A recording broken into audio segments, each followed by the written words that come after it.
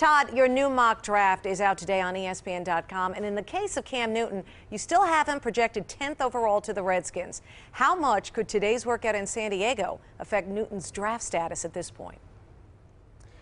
Linda, I have to say very little, if at all, because who's there is the big question. The NFL teams aren't allowed to send their scouts. They're not allowed to send a general manager, any representative from a team. No one is allowed to be there that ultimately makes a decision on draft day. So I think very little will come of this workout. Now, Trent Dilfer's there. He's probably the only person that I know of that I will call and respect his opinion. Is he improving his footwork and his balance as a passer? I think that's kind of one area, the mechanics that he has to show. The other two areas, though, that I think that Cam Newton has to prove something to the NFL teams are with the mental capacity and his intangibles. And I think those are things that will come over time with the combine, private individual workouts in the next couple of months. But I think there's very little that he can show today that's going to change things. Linda, there are 9 out of the top 12 teams that have some sort of need for the quarterback position. He just has to get one team to fall in love with him. I think holding this media workout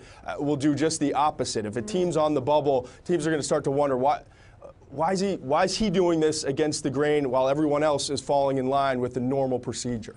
Cam Newton is fun to talk about, but let's talk about some other guys. Much more in the third version of your mock draft. The big riser appears to be Texas A&M linebacker Von Miller, shooting up 8 spots to the Bills at number 3. Why such a big jump from Miller?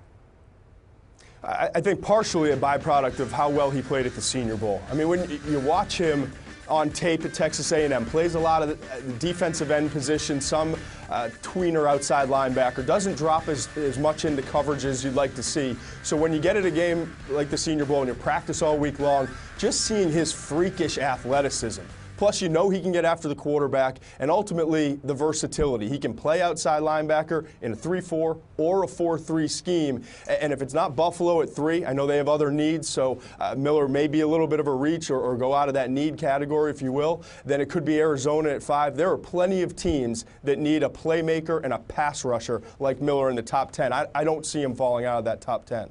Todd, let's get back to the quarterback position. Looking at 2 other QBs, Arkansas's Ryan Mallett and Washington's Jake Locker, both taking tumbles, with Locker going from number 8 down to Seattle at 25, and Mallett out of the first round altogether. Could their stock continue to slide as the draft approaches? I think it could, but the problem is, or the question is, how much will the quarterback position play into it? We always see quarterbacks get overdrafted. By that, wherever you project them in terms of a ranking, they wind up go higher. But Jake Locker, to me, is a player that ultimately, if it all comes together, he can be a good starting quarterback in the NFL.